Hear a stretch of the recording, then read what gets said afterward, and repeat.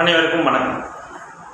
நீசம் என்பது ஒரு ஜாதகத்தின் குறைந்தபட்ச பாவத்தன்மை அடைந்த நிலை, ஒளி இழந்த நிலை. நீசமடைந்த கிரகம் தனது காரக ஆதிபத்திய விஷயத்தை தராது. அதே போல் ஒரு கிரகம் நேச பங்கம் அடைந்திருந்தால் ஓரளவு அதனுடைய காரக ஆதிபத்தியத்தை தரும் இயல்பை பெறும். நீசபங்கம் என்பது வீடு கொடுத்தவன் உச்சமாக இருப்பது அல்லது ஒரு சுவரின் பார்வையில் இருப்பது, சந்திரனுக்கு கேந்திரத்தில் இருப்பது ஒரு கிரகம் நீசபங்கம் என்பது அடையும். அதே சமயம் நீசபங்க ராஜயோகம் என்பது அந்த கிரகம் உச்ச கிரகத்துடன் இணைந்து வளர்பிறை சந்திரனின் பார்வையில் இன்னொரு சுபகிரகத்தின் தொடர்பிலோ இருக்கும்போது தான் அந்த கிரகம் நீசபங்க ராஜயோகத்தை அடையும். நீசபங்கம் என்பதற்கும் நீசபங்க ராஜயோகம் என்பதற்கும் நுண்ணிய வேறுபாடு உள்ளது. உச்ச கிரகத்துடன் ஒரு கிரகம் சேர்ந்து விட்டாலே நீசபங்க ராஜயோகம் என்று கிடையாது. அந்த கிரகம் நீசத்தன்மையை நீங்கி ஓரளவு நல்ல தனது இயல்பான நிலைக்கு திரும்பும் என்பது அர்த்தம்.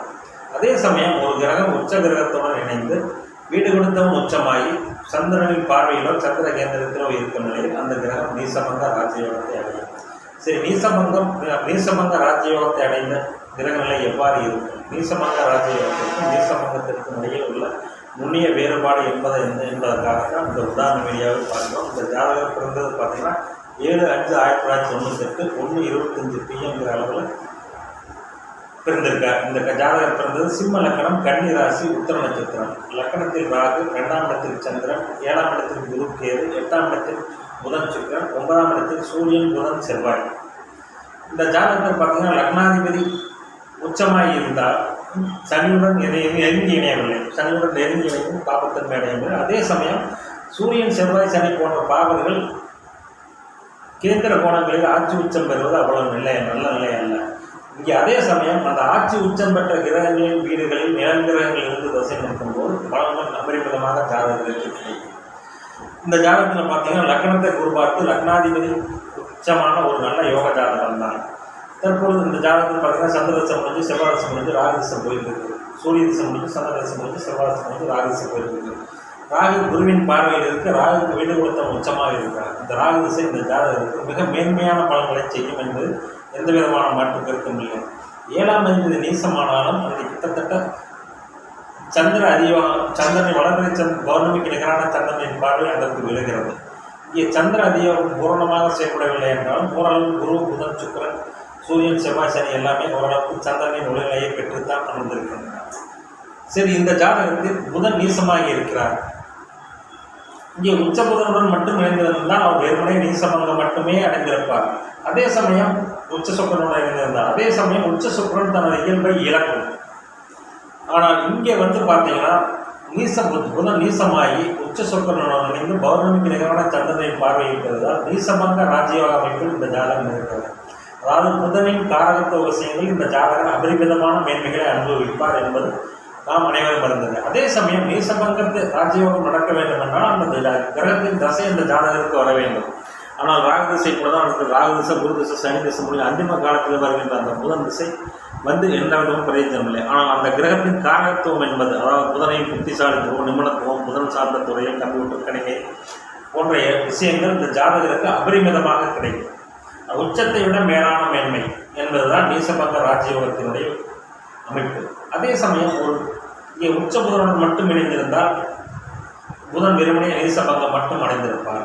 அதே சமயம் உச்ச புதனுடன் இணையாமல் பௌர்ணமி சந்திரன் கேந்திரத்தில் இருந்தாலும் நீசபங்கத்தை மட்டுமே அடைவார். நீசபங்க ராஜயோகம் என்பது ஜாதகருக்கு கிடைக்காது. எனவே நீசபங்க ராஜயோகம் என்பது உச்சத்தை விட மேலான நிலைமை. இங்கே நீசமான புதன் உச்ச சுக்கிரனுடன் தனது நீசத்தன்மையை நீங்கி பௌர்ணமிக்கு நிகரான சந்திரனின் பார்வை பெற்றிருப்பதால் புதன் நீசபங்க ராஜயோக அமைப்பிலே அடைகிறார்.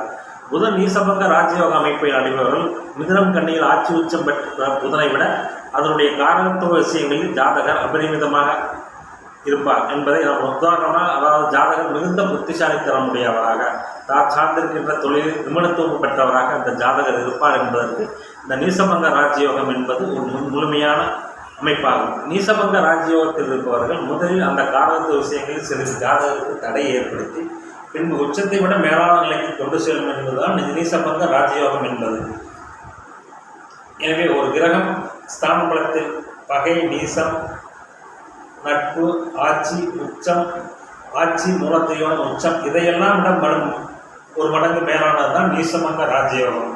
உதாரணமாக ஒரு ஜாதகத்தில் லக்னாதிபதி நீசபங்க ராஜ்யோகத்தை அடைந்திருந்தால் 6ஆம் அதிபதி ஆட்சி உச்சமாக இருந்தாலும் அதை தாங்குகின்ற வளமே அந்த ஜாதகருக்கு கிடைக்கும். இங்கே புதனே ராசிநாதனாகி தன லாபாதிபதியாகி நீசபங்க ராஜயோக அமைப்பில் இருப்பதால் புதனின் காரகத்துவ விஷயங்களில் ஜாதகருக்கு அபரிமிதமான பலன்களை தரும் என்பதுதான் நிதர்சனமான உண்மை. எனவே நீசபங்கம் என்பது சந்திர கேந்திரத்தில் இருப்பது அல்லது உச்ச கிரகத்துடன் மட்டும் இணைவது அல்லது வீடு கொடுத்தம் உச்சமாவது. இங்கே உச்ச கிரகத்தினுடன் இணைந்து சௌரவி சந்திரனின் பார்வையில் பெற்றது புதன் அதிகபட்ச உச்சபட்ச தனது ஒளித்தன்மையை பெற்று அபரிமிதமான தனது காரக ஆதிபத்திய விஷயங்களில் ஜாதகருக்கு நன்மையை தருவார் என்பதுதான் இந்த நீசபங்க ராஜயோகத்தின் அமைப்பு. எனவே இந்த ஜாதகத்தில் நீசபங்க ராஜயோகத்திற்குண்டான அமைப்பு அப்படியே தெளிவாக தெரிவதை நாம் உணரலாம். அதே சமயத்தில் புதன் திசை இந்த ஜாதகருக்கு வராதது சற்று துரதிருஷ்டமான அமைப்பு தான்.